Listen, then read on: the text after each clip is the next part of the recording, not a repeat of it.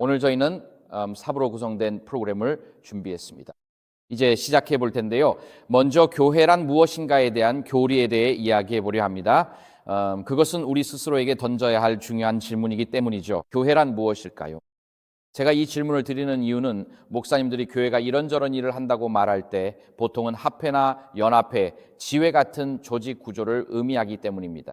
지역 회중을 의미하는 경우는 드뭅니다. 목사님들은 보통 우리 지역 교회가 이런 일을 합니다라고 말하죠. 하지만 그냥 교회라고 말할 때는 항상 법적 구조를 의미합니다. 그래서 오늘은 성경에서 말하는 교회란 무엇인지에 대한 기초를 다지는 것으로 시작하고 싶습니다. 그리고 오늘 두 번째 예배에서는 제가 일주일 전쯤에 쓴 설교가 있는데 제목을 잠자는 성도들이라고 지었습니다. 다른 설교도 준비되어 있었는데 그 제목을 길 잃은 재림교인들로 바꿀까 생각 중입니다. 그 부분에 이르면 왜 제가 그런 제목을 썼는지 이해하실 겁니다. 그리고 오늘 오후에는 두세 가지 주제가 더 있습니다. 질의응답 전에 성령께서 어떻게 인도하실지 지켜보겠습니다. 그래서 저는 주최 측에서 이런 행동을 싫어하실 수 있지만 교회에 와서 뒷자리에 앉아 안식일 학교를 들으며 분위기를 파악하려고 합니다. 사람들이 무슨 이야기를 하는지, 이 교회에 무슨 일이 있는지, 주요 문제가 있는지, 지금 그들의 마음에 무엇이 있는지, 이곳의 영적 온도는 어떤지 살펴봅니다. 그리고 강단에 서서 어떤 설교를 전해야 할지 성령의 인도하심을 구합니다. 그러면 음향 영상 담당자분들은 저희는 몰랐어요, 준비가 안 됐어요 라고 말씀하시곤 하죠. 그래서 안식일 아침을 시작할 때마다 주님께서 우리를 어떻게 인도하실지 기대하며 주님과의 여정입니다. 그리고 말씀 선포는 필수적입니다. 왜냐하면 믿음은 하나님의 말씀을 들음에서 나기 때문입니다. 하지만 말씀을 듣는 것만이 아닙니다. 성령을 통해 주신 하나님의 말씀과 성령께서 우리가 말씀을 들을 때 마음과 생각에 확신을 주시는 것 사이에 신성한 화학작용입니다. 그래서 오늘은 교회의 교리부터 시작해 보겠습니다. 저는 교회 101이라고 불렀는데요. 오늘 우리의 여정입니다. 먼저 교회에 대한 우리의 기본 신조가 무엇인지 살펴보겠습니다. 그 다음에는 실제로 교회란 무엇인지 자문해 볼 것입니다. 그 다음에는 성경에서 찾을 수 있는 교회에 대한 세 가지 은유나 이미지를 살펴볼 것입니다. 몸으로서의 교회, 성전으로서의 교회, 그리고 신부로서의 교회가 있습니다. 그리고 함께하는 시간에 마지막에 결론을 맺도록 하겠습니다. 그리고 방금 알아차렸는데 정말 좋은 소식이 있네요. 어디에도 시계가 보이지 않아요. 그래서 저는 이건 설교자에게는 안 좋은 일입니다. 시계가 있으면 시간을 확인하며 설교 시간을 조절할 수 있거든요. 조심하지 않으면 30분짜리 이야기가 2시간으로 늘어날 수도 있습니다. 아시다시피 설교자에게 마이크를 주는 것보다 더 위험한 일은 없습니다. 마이크를 놓으려 하지 않으니까요. 그래서 제가 지금 얼마나 오랫동안 이야기하고 있는지 머릿속으로 가늠해 봐야 할 것 같습니다. 사실 5분 정도 지나면 누군가 저에게 손을 들어주시겠어요? 그래야 제가 지금 어느 정도 왔는지 알 수 있을 것 같습니다. 네, 감사합니다, 자매님. 그 부분은 믿고 맡길게요. 자, 그렇게 진행하도록 하겠습니다. 제 아내의 안부 인사를 전합니다. 이번 주말에 딸과 함께 베리언 스프링스가 있거든요. 그리고 저희 가족은 주말에 집에 있는 경우가 거의 없어요. 아시다시피 딸과 함께 있지만 여러분께 안부를 전해달라고 하더군요. 먼저 그리스도의 몸된 교회를 섬기는 것이 엄청난 특권이라는 말씀으로 시작하고 싶습니다. 사람들을 섬기는 것보다 인생에서 더 큰 기쁨은 없습니다. 지난주에는 장례식과 결혼식에서 말씀을 전했습니다. 목회자로서 누리는 기쁨 중 하나는 인생의 우여곡절을 겪는 사람들과 함께 걷는다는 것입니다.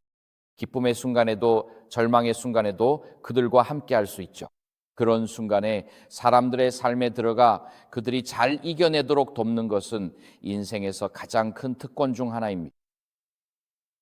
사실 저는 결혼식보다 장례식을 선호하는데요. 장례식은 더 나빠질 게 없지만 결혼식은 온갖 돌발 상황이 생길 수 있기 때문이죠. 어쨌든 그 부분에 대한 제 생각은 그렇습니다. 온라인으로 시청하시는 분들도 진심으로 환영합니다. 성령의 축복을 간구하며 다시 한번 고개 숙여 기도하시겠습니다. 함께 기도할까요? 사랑하는 하늘 아버지, 저희의 양심에 따라 주님을 예배할 수 있는 자유와 축복을 주심에 감사드립니다. 주님, 여기 그레일링 회중의 지도자들을 주심에 감사드립니다. 주님, 그들의 관대함과 열린 마음에 감사드립니다. 아버지, 이 회중과 이곳 목회자들에게 주님의 축복이 임하기를 기도합니다. 이 시간을 함께하며 성령의 부으심을 구하오니 성령께서 저희 마음에 말씀하시고 속삭여 주소서. 이것이 길이니 이리로 걸으라 하소서. 아버지, 필요하다면 성령께서 위로자가 되어 상한 마음을 싸매어 주시길 간구합니다. 주님, 성령께서 의의 교사가 되어 좌우로 치우치지 않고 이것이 내 길이라 말씀해 주시길 구합니다. 저희 마음이 열려 준비되게 하시고 오늘 성령의 확신과 변화를 받아들이게 하소서. 저를 통해 말씀해 주시옵소서. 저의 말이 주님의 은혜의 보좌로부터 나오게 하소서. 주님, 저의 죄를 용서하시고 오늘 일어나는 모든 일 속에서 영광 받으시옵소서. 예수님의 이름으로 겸손히 기도드립니다. 아멘. 자, 그럼 우리가 무엇을 믿는지에 대해 말씀드리며 시작해 보죠. 슬라이드에 보시는 것처럼 이것이 우리의 기본 신조입니다. 여기 있네요. 화면에 텍스트가 좀 많긴 합니다만 제가 읽어드릴 테니 따라오실 수 있다면 주님을 찬양합시다. 이것이 우리의 기본 신조입니다. 우리 교회는 28가지 기본 신조가 있는데 이것은 교회에 관한 것이며 다음과 같이 기록되어 있습니다. 교회는 예수 그리스도를 주와 구주로 고백하는 신자들의 공동체입니다. 구약시대 하나님의 백성들과의 연속성 속에서 우리는 세상으로부터 부름을 받았으며 예배와 교제, 말씀교육, 성찬식을 위해 함께 모입니다. 인류를 위한 봉사와 전 세계적인 복음 선포를 위해서 말입니다. 교회는 성경에 계시된 성육신하신 말씀인 그리스도로부터 그 권위를 부여받습니다. 교회는 하나님의 가족이며 그분께서 자녀로 입양하셨습니다. 그 구성원들은 새 언약에 기초하여 살아갑니다. 교회는 그리스도의 몸이며 그리스도께서 친히 머리가 되시는 신앙 공동체입니다. 교회는 그리스도께서 거룩하고 깨끗하게 하시려고 죽으신 그분의 신부입니다. 그분께서 승리하며 다시 오실 때 점이나 주름 잡힌 것이 없이 거룩하고 흠없는 영광스러운 교회, 즉 모든 시대의 신실한 자들을 자신의 피로 사서 자신 앞에 세우실 것입니다. 이 기본 교리 안에는 정말 많은 내용이 담겨 있습니다. 여러분은 평생을 교회론과 그리스도의 몸에 대해 공부하며 보낼 수도 있을 정도죠. 여기에는 아주 풍성한 의미가 있습니다. 하지만 여기서는 몇 가지 핵심만 짚어보려 합니다. 그리고 먼저 우리 자신에게 질문을 던져보죠. 교회란 실제로 무엇일까요? 자, 그럼 시작하면서 성경이 정의하는 교회가 무엇인지 살펴보겠습니다. 우리가 살펴볼 첫 번째 구절은 화면에 있는 이사야 28장 16절입니다. 여기서 이사야는 예수 그리스도를 가리키고 있습니다. 그는 말합니다. 그러므로 주 여호와께서 이같이 이르시되 보라 내가 한 돌을 시온에 두어 기초를 삼았노니 곧 시험한 돌이요 귀하고 견고한 기초돌이라. 믿는 이는 다급하게 되지 아니하리로다. 그래서 오늘 우리가 이 건물에 들어올 때 혹시 속으로 이 건물의 기초가 튼튼했으면 좋겠네 라고 생각하신 분 계신가요? 아니요, 없죠. 우리는 항상 기초가 튼튼하다고 가정합니다. 건물에 들어설 때는 기초가 이 건물을 지탱해 줄 것이라는 암묵적인 믿음이 있습니다. 얼마나 많은 사람이 들어오든 상관없이 말이에요. 교회도 그와 비슷하고 구원 또한 그렇습니다. 있잖아요. 만약 어린 무함마드가 메카에서 7살의 나이에 교통사고로 죽는다면 그는 멸망할까요? 아니면 구원받을까요? 글쎄요. 모든 사람의 구원을 위한 기초는 갈보리에서의 그리스도의 죽음입니다. 그리고 그것은 오늘날 세상 어디에 있든 누구에게나 구원을 얻게 하는 확실한 기초가 됩니다.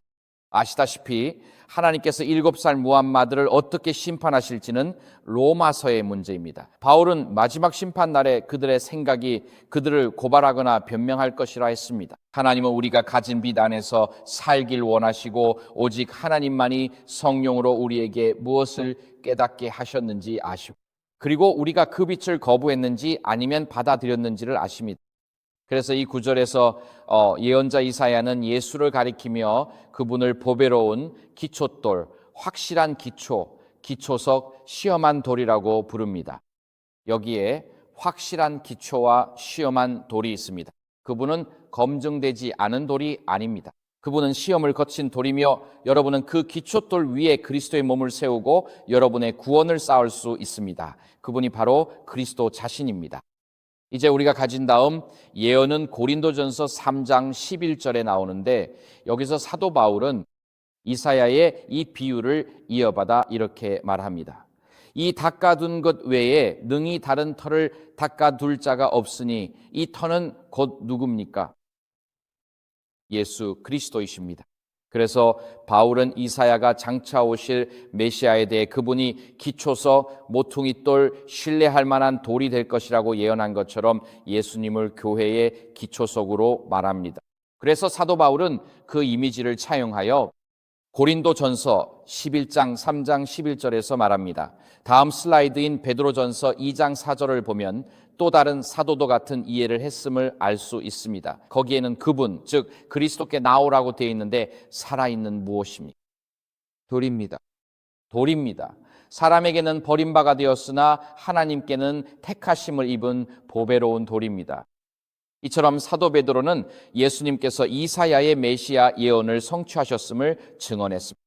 오늘날 어떤 이들은 교회가 베드로와 사도들 위에 세워졌다고 말하며 베드로로부터 사도적 계승을 주장하기도 합니다. 다음 슬라이드인 마태복음 16장 18절을 보시면 예수님께서 베드로에게 너는 베드로라 내가 이 반석 위에 내 교회를 세우리니 음부의 권세가 이기지 못하리라고 말씀하셨습니다. 화면에 네라는 글자를 빨간색으로 표시했는데 첫째로 교회는 베드로가 아니라 그리스도의 것이기 때문입니다. 그리고 방금 본 베드로전서 2장 4절의 본문은 베드로가 그리스도를 교회가 세워진 반석으로 이해하고 있음을 보여줍니다. 그러니 사람들이 베드로가 반석이었다고 말하며 너는 베드로라 이 반석 위에 내 교회를 세우리라는 구절을 근거로 베드로가 반석이라고 주장할 때 베드로 자신은 방금 본 베드로전서 이 장사절에서 그리스도가 그 산돌이지 자신이 아니라고 말합니다. 따라서 누군가가 여러분에게 교회가 베드로 위에 세워졌고 그가 사도들의 수장이며 우리가 베드로로부터 사도적 계승을 받았다고 제안한다면 베드로조차 그렇게 이해하지 않았다고 말하십시오. 그는 분명히 산돌이신 그분께 나오라고 했고 그것은 예수 그리스도를 가리키는 것이기 때문입니다. 그리고 예수님은 이 구절에서 어떤 것도 자신의 교회를 이기지 못할 것이라고 말씀하십니다. 그리스도의 교회와 그분의 희생 그리고 그분의 가르침을 그 무엇도 이길 수 없습니다. 자, 다음 슬라이드로 넘어가서 마태복음이 아닌 요한복음 7장 37절에서 39절을 보면 명절 끝날 곧 큰 날에 예수께서 서서 외쳐 이르시되 누구든지 목마르거든 내게로 와서 마시라. 나를 믿는 자는 성경의 이름과 같이 그 배에서 생수의 강이 흘러나오리라고 하셨습니다. 예수님은 목마른 자는 베드로에게 오라거나 사도들에게 오라고 말씀하지 않으셨습니다. 우리는 그리스도께 나아갑니다. 요한복음 3장 16절에서 그를 믿는 자마다라고 하신 것처럼 여기서 예수님은 누구든지 목마르거든 내게로 오라고 말씀하십니다. 아멘. 여기 계신 분 중 갈증 한 번도 느껴본 분 있으신가요? 우리 모두의 공통점 하나는 물을 마셔야 하고 음식을 먹어야 한다는 것입니다. 예수님께서 목마른 자는 누구든지 내게로 오라고 말씀하실 때 그분은 그리스도의 몸이 모든 배경을 가진 모든 사람에게 열려 있으며 언제나 그렇다는 것을 말씀하시는 것입니다. 주님을 찬양합니다. 오늘날 어떤 사람들은 내가 살아온 삶을 보라며 하나님이 나를 절대 받아주지 않으실 거라고 생각하기 때문입니다. 하지만 사도 바울은 우리가 한 사람의 순종으로 구원받았다고 했고 그것은 여러분의 순종이 아니었습니다. 믿음으로 여러분의 것이 되는 예수 그리스도의 완전한 순종이었습니다. 여러분은 경건하게 살아서 구원받는 것이 아닙니다. 11조를 내거나 매주 예배당에 앉아 있다고 해서 구원받는 것도 아닙니다. 여러분의 완벽함이 아니라 그리스도의 순종이 여러분의 구원을 가능하게 하는 것입니다. 그러니 자신의 불완전함 때문에 자책하지 마십시오. 매일 믿음으로 구주를 바라보고 그분이 여러분 안에 거하시며 그분의 의로 여러분을 덮어주시기를 간구하십시오. 이 구절은 참으로 아름다운 구절인데 예수님은 믿는 자의 마음에서 생수의 강이 흘러나올 것이라고 말씀하십니다. 이것이 우리에게 무엇을 말해줍니까?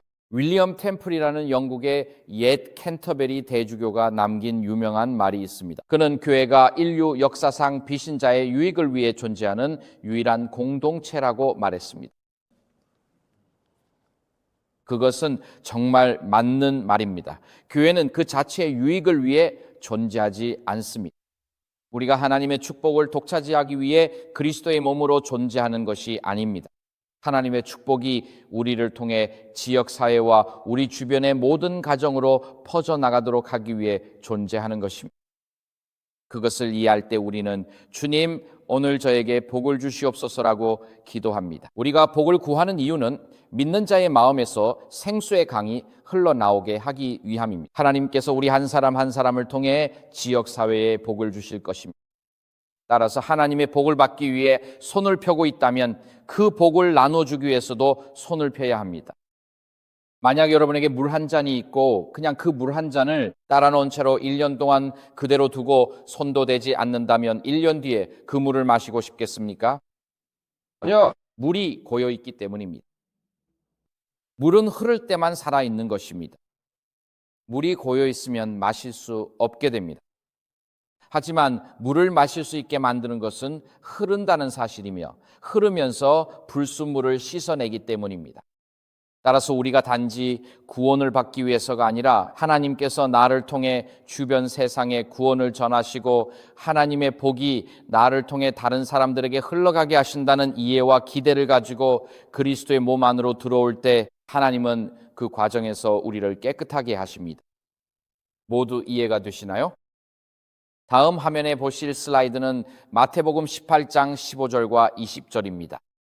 예수님은 이렇게 말씀하십니다. 매우 유명한 구절인데 이 장은 교회 내 용서와 갈등을 다루고 있습니다. 예수님은 말씀하시기를 내 형제가 죄를 범하거든 가서 너와 그 사람과만 상대하여 권고하라 하셨습니다. 만일 들으면 네가 네 형제를 얻은 것이요 두세 사람이 내 이름으로 모인 곳에는 나도 그들 중에 있느니라. 예수님에 따르면 적어도 2명의 제자가 그분의 이름으로 함께 모일 때 예수님께서 그곳에 임재하신다는 것입니다. 어떤 사람들은 이렇게 말할지도 모릅니다. 만약 성령님이 떠나신다면 여러분의 지역교회가 그 차이를 알아차리는데 얼마나 걸릴까요? 아프네요. 정신이 번쩍 드는 생각이죠. 그렇죠? 우리가 프로그램과 정책에만 너무 매몰되어 있나요? 그리고 이것이 우리의 연간 일정입니다. 성령님이 더 이상 그곳에 계시지 않는다는 사실도 깨닫지 못한 채 그저 교회 사업을 계속해 나가는 것 말입니다. 하지만 예수님은 여기서 교회를 법적 구조가 아니라 그분을 예배하는 사람들의 모임으로 정의하십니다. 그리고 단 2사람만 있으면 됩니다. 예수님을 사랑하고 그분의 계명을 지키는 2사람이 함께 모일 때 예수님께서 그들과 함께 계실 것입니다. 그러므로 교회는 여기서 제가 하는 말을 매우 조심스럽게 들어주세요. 그리스도의 참된 교회는 교회가 되기 위해 법적 등록이 필요하지 않습니다. 그리스도의 참된 교회는 법적 등록 여부와 상관없이 교권적 계급 구조가 있든 없든 은행 계좌가 있든 없든 캄포사블 같은 캠프장이 있든 없든 헌법이나 정관 또는 법인, 설립, 서류가 있든 없든 존재합니다. 그리스도의 참된 교회는 업무 정책, 매뉴얼, 교회 요람, 보험 및 위험 관리 전략이 있든 없든 존재합니다. 신자들의 모임이 그리스도의 교회로 구성되는데 그런 것들은 전혀 필요하지 않습니다. 그리스도의 몸은 그 모든 법적 부속물과는 독립적으로 존재합니다. 그리고 재림 신자로서 우리는 예수님이 다시 오시기 전 시대에 있고 큰 양심의 강요가 있을 것입니다. 마태복음 24장 10절에서 14절에서 예수님은 너희가 내 이름을 위하여 모든 사람에게 미움을 받을 것이라고 말씀하십니다. 세상이 여러분을 대적하여 하나가 된 것입니다.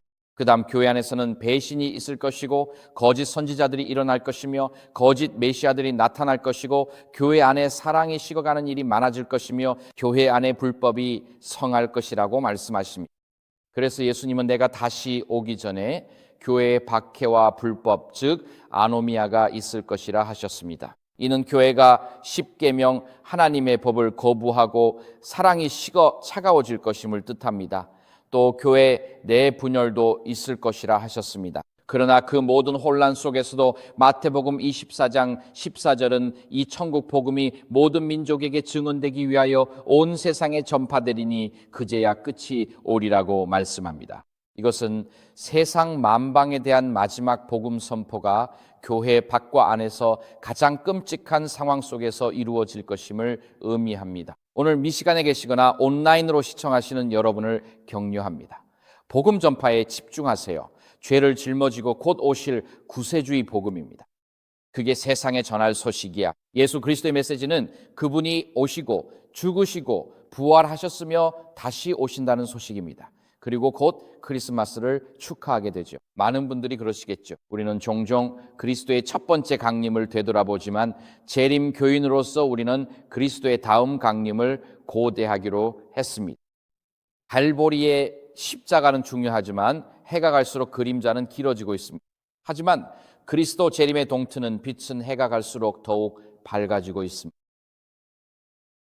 그래서 이 구절을 보면 교회는 구조물이 아니라는 것을 알 수 있습니다. 이런 말을 하면 곤란해질 수도 있겠지만 사실 목사인 우리가 교회가 무언가를 한다고 말할 때는 법적 구조를 의미하는 것입니다. 그래서 그 구조 안에 있는 사람들은 자신들이 교회라고 생각하죠. 하지만 만약 미시간 주가 랜싱에 있는 재림교 협회의 법적 등록을 취소한다면 그리스도의 몸인 교회는 미시간에 계속 존재합니다. 법적 협회만 연결되지 않을 뿐입니다. 그렇게 되면 지하교회가 되지만 그것도 그리스도의 몸을 나타내는 유효한 표현입니다. 법인화된 실체와 마찬가지로요. 아멘. 사실 교회 성장 측면에서는 그것이 교회에 더 좋습니다. 박해에 직면하면 모두가 당신이 무엇을 지지하는지 알게 되고 사람들은 무의미함의 바다를 표류하는 삶 속에서 무언가를 지지하는 사람들을 찾게 되며 그들 또한 무언가를 지지하고 싶어하기 때문입니다. 따라서 그리스도의 몸인 교회가 이러한 모든 법적 구수물을 잃는 것은 나쁜 일이 아닙니다. 누군가에겐 이단처럼 들릴 수 있지만 사실입니다. 역사적으로 교회는 지하에 있을 때 더 잘해왔고 법적 구조가 없을 때도 마찬가지였습니다. 예수님은 두세 사람이 내 이름으로 모이면 교회가 되고 나도 함께 하겠다고 하셨습니다. 예수님의 아름다운 약속입니다. 그래서 여기서 그분이 사용하신 단어, 즉 교회라는 단어는 에클레시아입니다. 다음 슬라이드에 이에 대한 예가 나와 있습니다. 에클레시아라는 단어는 신약 성경에서 반드시 교회를 의미하는 것은 아니며 단지 사람들의 모임을 의미합니다. 이것은 오래된 단어인데 예수님이 에클레시아라는 단어를 사용하셨을 때 이미 당시 흔히 사용되던 단어였습니다. 그리스도의 생애 3, 400년 전 스파르타, 아테네, 고린도 같은 그리스도시 국가들에서는 도시의 모든 자유민을 성벽 박평원으로 불러내곤 했습니다. 그것을 에클레시아라고 불렀습니다. 에크라는 단어는 로부터 밖으로라는 뜻의 전치사이고 클레시아는 부름을 받은 사람들을 의미합니다. 따라서 에클레시아는 도시 밖으로 부름을 받은 사람들이었습니다. 그들은 도시의 자유민으로서 결정을 내린 다음 그 결정을 실행하기 위해 다시 도시로 보내졌습니다.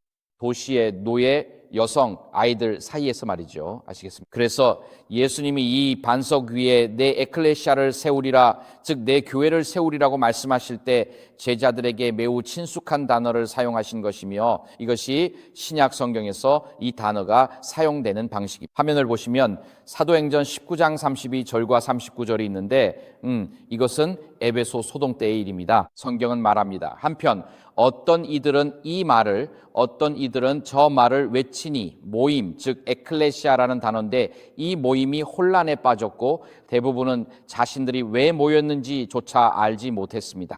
만일 여러분이 더 알고 싶은 것이 있다면 그것은 정식 모임에서 해결되어야 합니다. 그래서 여기 이 마을 서기관은 예수님께서 마태복음 18장에서 사용하신 에클레시아라는 단어를 사용하고 있습니다. 이 반석 위에 내 교회를 세우리라, 즉 내 에클레시아를 세우리라고 하신 그 단어 말이죠.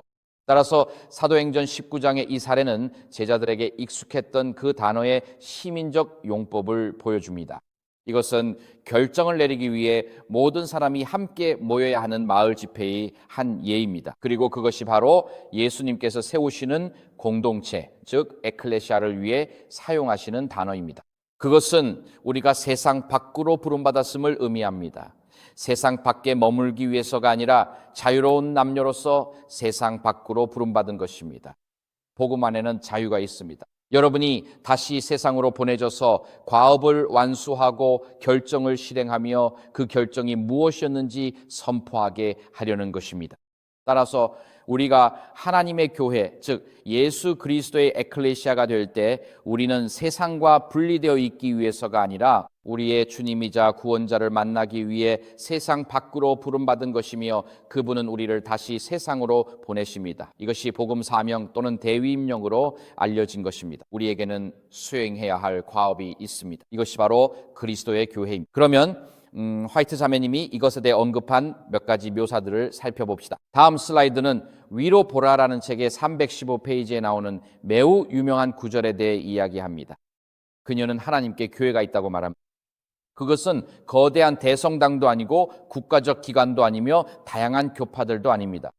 그것은 하나님을 사랑하고 그분의 계명을 지키는 사람들입니다. 그 점을 깊이 생각해 보길 원합니다. 그것은 하나님을 사랑하고 그분의 계명을 지키는 사람들입니다. 그분의 품성과 화합하지 않고서는 하나님과 화목할 수 없습니다.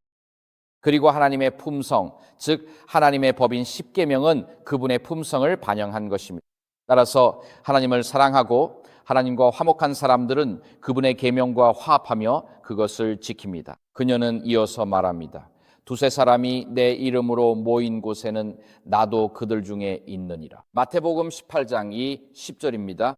비록 소수의 겸손한 사람들 가운데 그리스도께서 계신 곳이라도 그곳이 바로 그리스도의 교회입니다. 영혼 속에 거하시는 높고 거룩하신 분의 임재만이 교회를 구성할 수 있기 때문입니다. 하나님의 계명을 사랑하고 순종하는 두세 사람이 있는 곳에 예수님께서 그곳을 주관하십니다. 그곳이 지구상의 황량한 곳이든 광야든 감옥벽에 갇힌 도시 아니든 상관없습니다. 그러니 여러분, 교회를 완성하는 데 큰 건물이 필요한 것은 아닙니다. 우리는 안식일 아침에 마치 교회가 건물인 것처럼 오늘 교회에 갈 거야 라고 말하지만 교회 건물은 교회가 아닙니다. 영적인 의미의 교회는 하나님을 사랑하고 그분의 계명을 지키는 사람들의 모임입니다.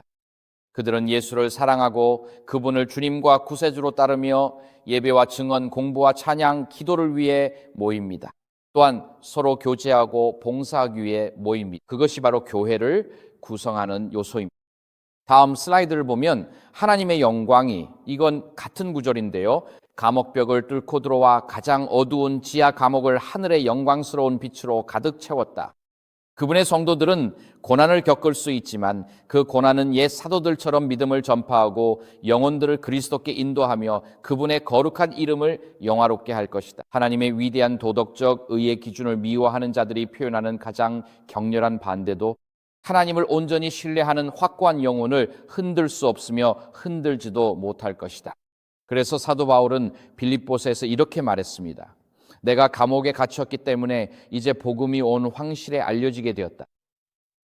그리고 1세기 초대교회를 보면 그 무엇보다 복음을 더 빨리 전파시킨 것은 로마의 박해였습니다.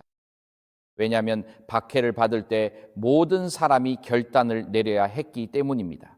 내가 이 사람들과 함께 설 것인가 아니면 함께 서지 않을 것인가. 그리고 그리스도께서 오시기 전 마지막 때에 복음을 가장 효과적으로 전파하고 온 세상에 복음이 전해지게 할 것은 세상이 거짓 예배와 짐승의 표를 강요할 때 마지막 때에 짐승의 표를 거부하는 사람들이 전 세계적으로 알려지게 되는 것입니다. 그러므로 그리스도인에게 박해는 세상의 끝이 아닙니다. 어떤 경우엔 여러분이 옳은 일을 하고 있다는 신호일 수 있습니다. 박해는 하나님이 여러분을 버리신 게 아니라 하나님의 섭리 안에서 여러분이 지구 역사의 어두운 순간을 살아가고 있고 그분이 어둠 속에서 빛을 발하라고 하시는 것입니다. 무슨 일이 있어도요. 그리고 제 경험을 통해 말씀드릴 수 있는 것은 박해에 직면하면 매일 예수 그리스도께서 내 안에 거하시기를 간구하게 된다는 것입니다. 매일 아침 분노의 잡초가 마음속에서 자라나기 때문인데 그리스도와 같은 방식으로 대처하지 않으면 내면이 뒤틀려 흉측해질 수 있습니다. 따라서 신앙 때문에 박해를 받을 때 그것은 하나님이 여러분을 버리셨다는 신호가 아니라 무릎 꿇고 더 많은 시간을 보내야 한다는 신호입니다. 성령의 침례를 간구하고 예수 그리스도의 충만함을 간구하면서 말이죠. 그것이 바로 그 어두운 순간들을 이겨내게 해주는 힘입니다. 다음 슬라이드는 사도행전에서 가져온 것입니다. 그녀는 교회는 하나님의 요새이다라고 말합니다. 오늘 아침 설교의 이 부분에서 마지막 슬라이드입니다. 교회는 하나님의 요새이며 반역하는 세상 속에서 그분이 붙들고 계신 도피성이다. 교회를 배반하는 것은 그분을 배신하는 것이며 그분은 독생자의 피로 인류를 사셨다.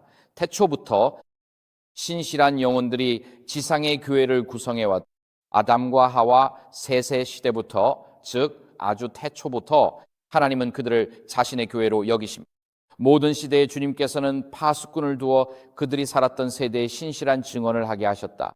하나님께서는 모든 세대에 신실한 교회를 두셨고 각 세대마다 그 시대를 위한 신실한 기별을 전하는 신실한 파수꾼들이 있어야 합니다. 이 파수꾼들은 경고의 기별을 전했고 그들이 갑옷을 벗으라는 부름을 받았을 때 다른 이들이 그 일을 이어받았습니다. 하나님께서는 이 증인들을 자신과 언약 관계로 이끄시어 지상의 교회와 하늘의 교회를 하나로 묶으셨습니다. 그분은 천사들을 보내어 교회를 봉사하게 하셨으며 지옥의 권세가 그분의 백성을 이기지 못했습니다. 여기에는 아름다운 약속들이 담겨 있습니다. 하지만 우리가 여기서 보는 것은 하나님의 참된 교회는 법적인 경계에 얽매이지 않는다는 것입니다. 그것은 에덴 동산의 아담과 하와까지 거슬러 올라갑니다. 모든 시대에 하나님께서는 그분의 참된 교회를 두셨습니다. 그리고 모든 시대에 교회가 존재함과 동시에 진리로부터의 이탈이 항상 있었습니다. 그래서 하나님께서는 언제나 신실한 파수꾼을 세우시고 나팔을 불게 하십니다. 그 나팔은 모두가 들을 수 있게 분명히 울려야 합니다. 파수꾼들은 사람들이 받아들이든 거부하든 감수해야 합니다. 중요한 것은 사람들이 받아들이는지가 아니라 파수꾼을 부르신 분께 충실하는 것입니다. 그리고 그분이 당신에게 맡기신 책임을 완수하는데 얼마나 충실한지가 중요합니다. 오늘 여기서 말씀드리고 싶습니다. 안교 교사든 장로든 집사든 혹은 환대 사역을 맡고 있든 무엇을 하든지 하나님께서 주신 책임을 완수하는 데 충실하십시오. 단지 성벽 위에 파수꾼만이 아닙니다. 우리 모두가 하나님이 주신 은사를 사용하여 그리스도의 몸을 세우고 덕을 세우는 일에 충실할 때 그리스도의 몸은 건강한 곳이 됩니다.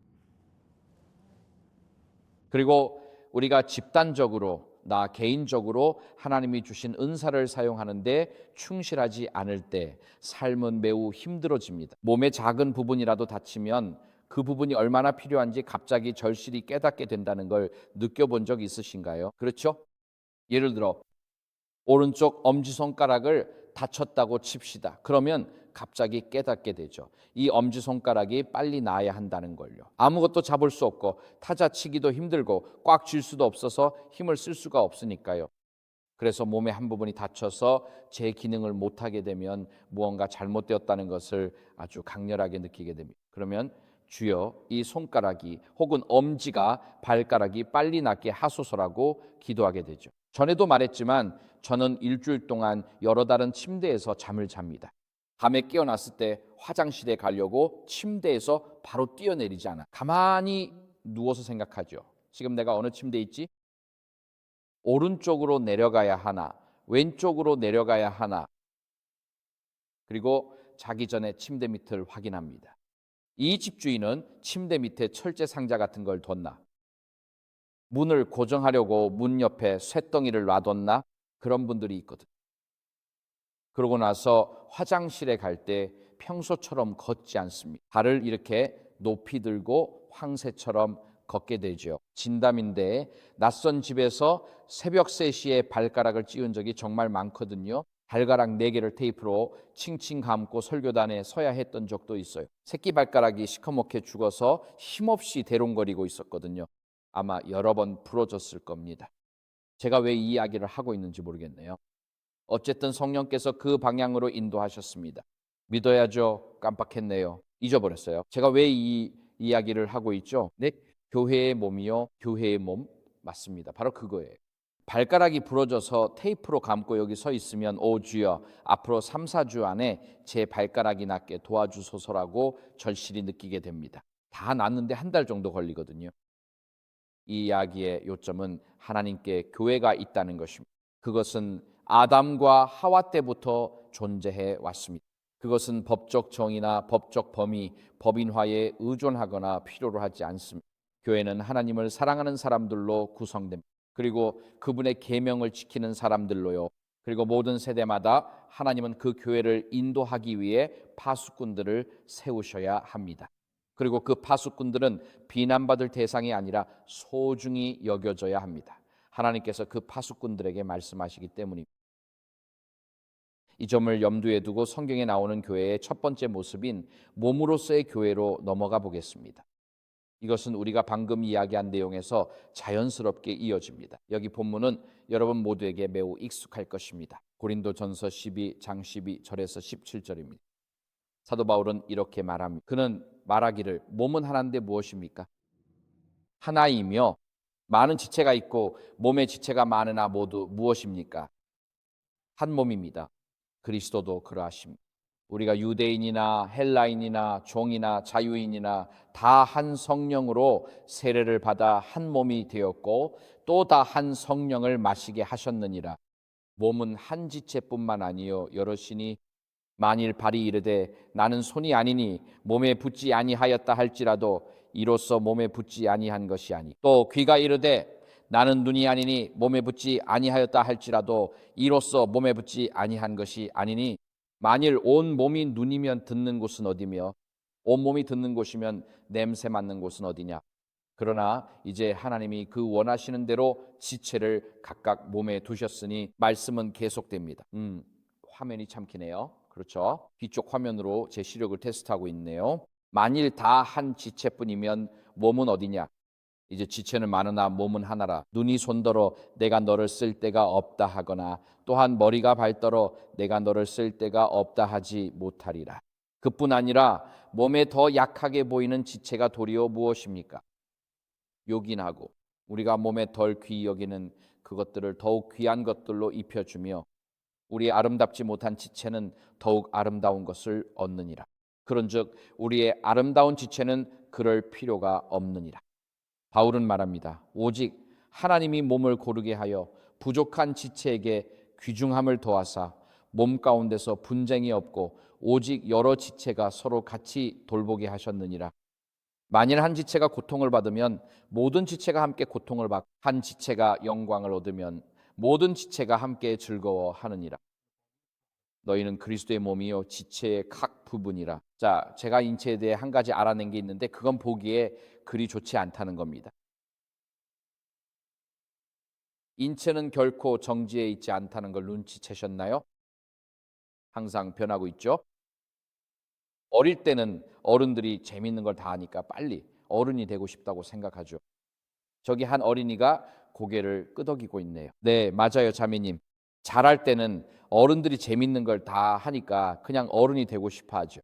하지만 18살 정도가 되면 신체적 정점을 찍고 그때부터는 내리막길을 걷기 시작합니다. 여러분 이런 말씀드려 죄송합니다. 그리고 그 내리막길은 40살이 넘으면 가속화됩니다. 의사가 오 바인 씨 이제 40이 되셨네요 라고 말하면은 바인 씨 매년 정기적으로 받아야 할 의료 절차들이 있습니다 라고 하죠. 그때 비로소 늙어간다는 걸 깨닫게 됩니다. 그리고 이제 50살이 되었으니 대장 내시경을 받아야 할 때라고 하면 경년이나 5년마다 받아야 한다면 정말 늙었다라는 생각이 들죠. 의사들은 이런 기준을 가지고 특정 연령대의 특정 검사를 받게 하는데 몸이 변한다는 걸 알기 때문이죠. 아시다시피 인체는 결코 정지에 있지 않고 항상 변합니다. 더 커지거나 아니면 더 작아지죠. 그렇죠? 인생의 어떤 시기엔 키가 크고 또 어떤 때엔 줄어들기 시작합니다. 우리는 몸의 일부를 떼거나 무언가를 붙이기도 하죠. 알겠습니까? 어떤 사람들은 원래의 모습보다 덧붙여진 부분이 더 많기도 하죠. 그래서 우리의 몸은 끊임없이 변화하는 존재입니다. 그렇게 결혼할 때 여기 계신 청년들에게 힌트를 주자면 몸과 결혼하는 게 아니라 마음과 결혼하는 겁니다. 왜냐하면 여러분이 정말로 결혼하는 대상은 마음이기 때문입니다. 몸은 세월이 흐르면서 그저 모양이 변할 뿐이죠. 남자가 결혼할 때는 아내가 절대 변하지 않기를 바라지만 아내는 항상 변한다고들 하죠. 반대로 여자가 결혼할 때는 남편이 변하기를 바라지만 남편은 절대 변하지 않고요. 그렇죠? 그래서 결혼하고 삶을 살아가다 보면 몸이 항상 변한다는 사실을 뼈저리게 느끼게 됩니다. 하지만 6살 때의 몸이든 16살이든 60살이든 그것은 여전히 사랑이 많으신 창조주께서 만드신 것이며 여전히 당신 자신입니다. 여러분의 지역교회도 저의 지역교회도 항상 변화를 겪게 될 것입니다. 교회는 인간의 몸처럼 결코 정체되어 있지 않습니다. 때때로 하나님께서는 교회의 젊은 가정들이 급증하는 성장을 주시기도 합니다. 그들은 15년에서 20년 정도 그곳에 머물죠. 15년 동안 가뭄이 들기도 합니다. 그러면 다시 젊은 가정들이 교회로 옵니다. 교회는 이런 주기를 겪죠. 때로 하나님이 여러분 교회에 음악 사역이 필요함을 아시고 풍성한 음악적 은사를 주시기도 합니다. 그러다 몇 년 후에는 교회에 음악적 은사를 가진 사람이 아무도 없게 되기도 하지요. 이처럼 그리스도의 몸은 항상 변화하고 있습니다. 그리스도의 몸이 항상 정체되어 있기를 기대하는 것은 인간의 몸이 실제로 어떠한지를 부정하는 것입니다. 중요한 것은 저나 여러분 혹은 우리 모두가 제가 예배드리는 이 그리스도의 몸 안에서 하나님께서 오늘 우리에게 주신 은사를 사용하고 있느냐는 것입니다. 그리고 어떤 은사도 다른 은사보다 더 중요하지 않습니다. 설교자가 정문에서 인사하는 분보다 더 중요한 것은 아닙니다. 신교실에서 모두를 위해 점심을 준비하는 분들도 장로나 집사, 운영위원들만큼이나 교회에서 소중한 분들입니다. 건강하고 제대로 기능하는 교회가 되기 위해서는 모든 사람이 필요합니다. 앞에 나서진 않지만 보이지 않게 섬기는 분들로 인해 하나님을 찬양합니다. 안식일에 누가 안 보이면 알아채고 저녁에 전화나 방문하는 성도들로 하나님을 찬양합니다. 본인들도 연세가 있으시면서 정기적으로 병원 신방을 다니시는 성도들로 인해 하나님을 찬양합니다. 일하는 성인들은 평일 근무 시간에 그럴 시간이 없기 때문이죠. 여러분의 은사로 그리스도의 몸을 섬기는 모든 성도를 통해 하나님을 찬양합니다. 오늘 여러분께 격려합니다. 여러분의 은사를 그리스도의 몸을 위해 사용하고 하나님께 구하세요. 한 달란트를 받았다면 그 일에 충성하세요. 그러면 하나님께서 더 맡기실 수 있습니다. 그 달란트들을 가지고 어쩌면 5달란트까지 늘려주실지도 모릅니다. 그러니 그리스도의 몸을 축복하기 위해 하나님께서 주신 은사에 충성하십시오. 교회는 몸이며 하나님께서는 교회의 건강한 기능과 사명을 위해 우리에게 영적 은사를 주십니다. 마태복음 25장의 달란트 비유를 읽어보면 한 달란트를 받아 땅에 묻어둔 사람은 바깥 어두운 데로 쫓겨납니다. 누가복음 19장에도 비슷한 구절이 있습니다. 우리는 보통 이렇게 생각합니다. 달란트 비유란 하나님이 주신 달란트에 충성하면 하나님이 더 많은 달란트를 주신다는 것이라. 하지만 그 비유의 또 다른 면은 더 엄중합니다. 달란트를 땅에 묻는 건 단순한 행동이 아니라 그 결과로 지역교회가 약해진다는 뜻입니다. 하나님은 교회를 축복하시려고 여러분에게 달란트를 맡기셨습니다. 여러분이 달란트를 하나님의 영광을 위해 쓰지 않으면 그 비유처럼 영원한 심판을 받게 됩니다. 영원한 멸망이죠. 참으로 엄숙한 생각입니다. 마태복음 25장과 누가복음 19장 예수님이 말씀하신 이 두 비유를 보십시오. 우리는 하나님이 주신 달란트를 사용하는 일을 진지하게 받아들여야 합니다. 우리가 서로 독립적인 존재임을 인식해야 합니다. 우리의 은사는 우리 자신의 것이 아니라 사랑이 많으신 창조주께서 주신 것입니다. 성도들과 그리스도의 몸 그리고 아직 믿지 않는 사람들의 축복과 덕을 세우기 위해서 말입니다. 그러므로 교회는 단순히 기독교인들의 집단이 아닙니다. 교회는 바로 그리스도의 몸입니다.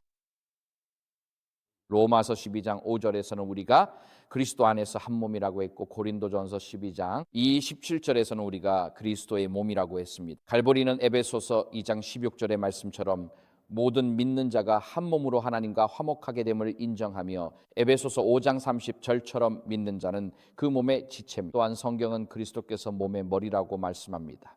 골로새서 1장 18절이죠. 에베소서 5장 23절에서는 그분이 교회의 머리라고도 하십니다. 하지만 교회는 그리스도의 연장선이 아닙니다. 머리이신 그리스도와 몸의 나머지 부분 사이에는 명확한 구분이 있기 때문입니다.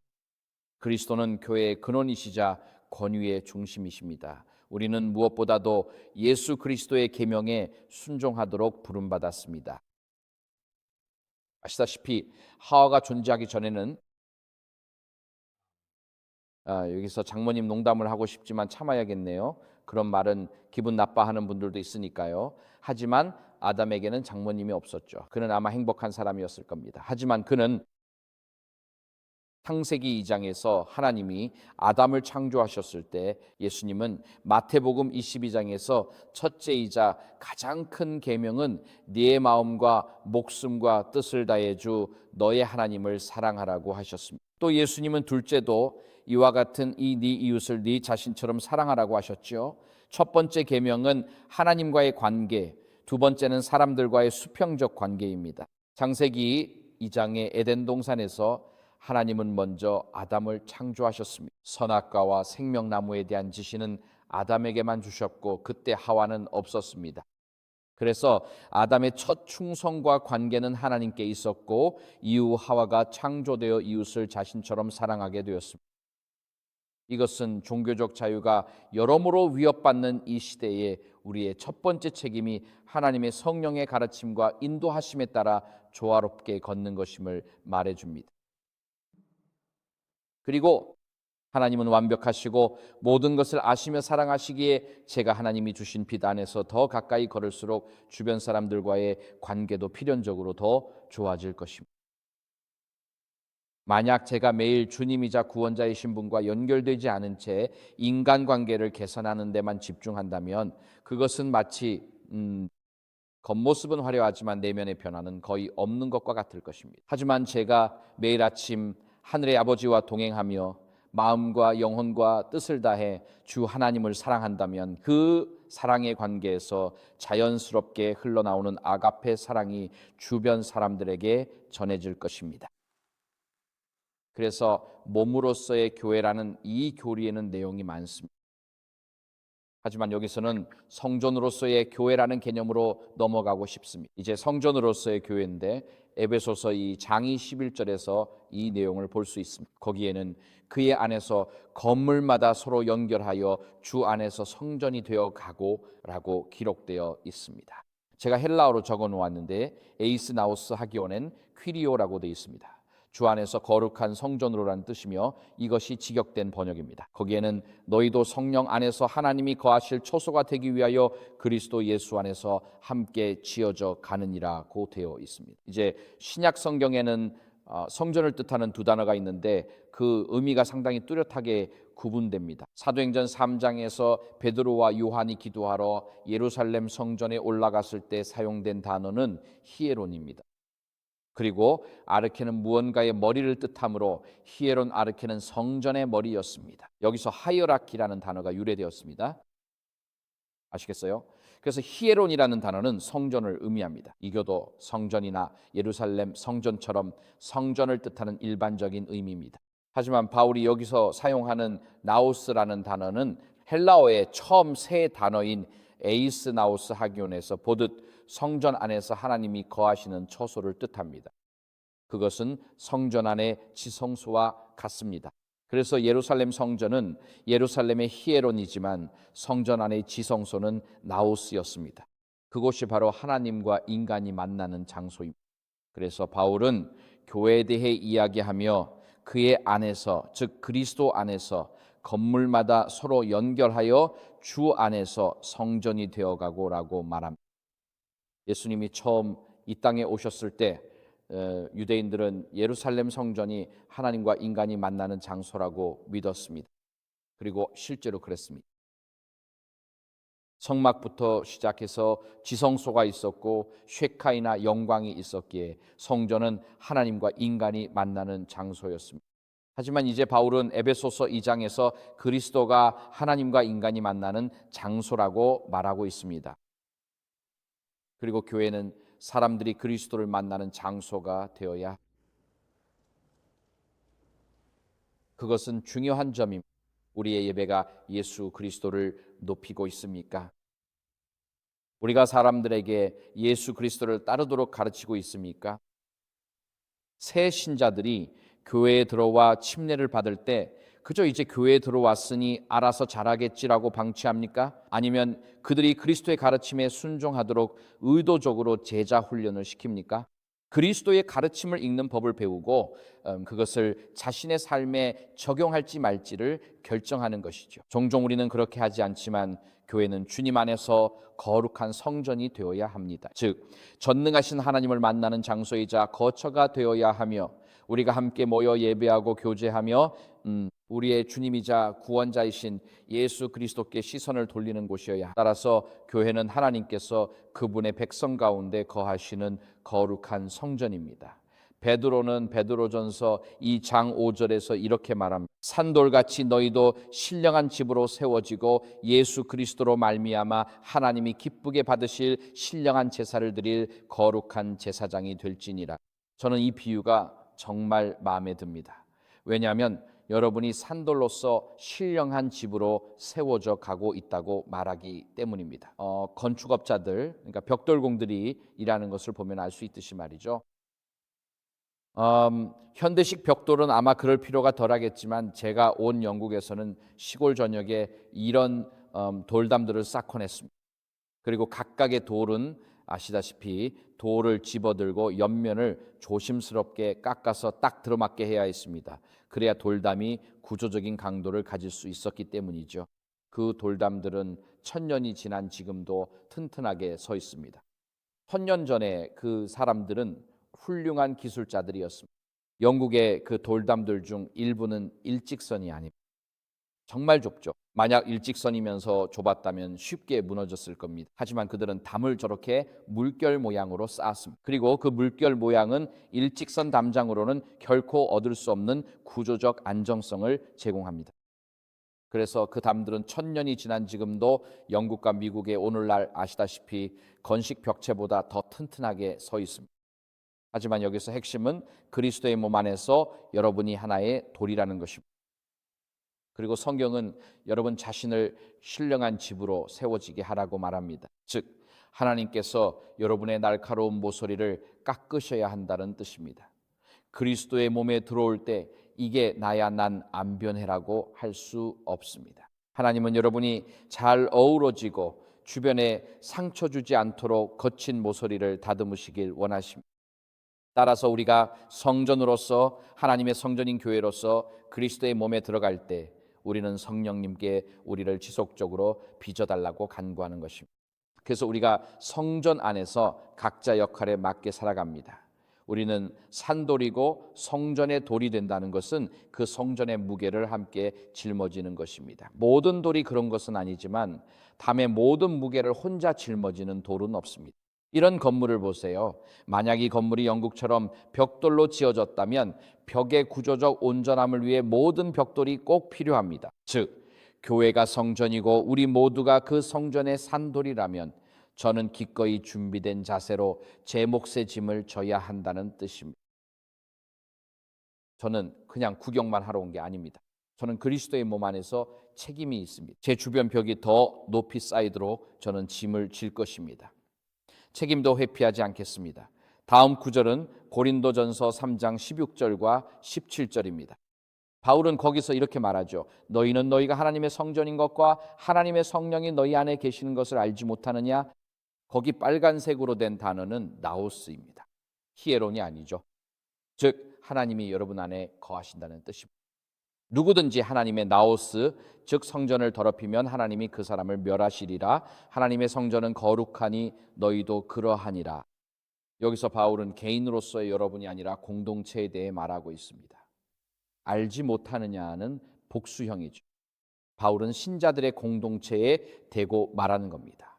미시간주 그레일링의 재림교인 여러분 모두가 하나님의 거처임을 알지 못합니까?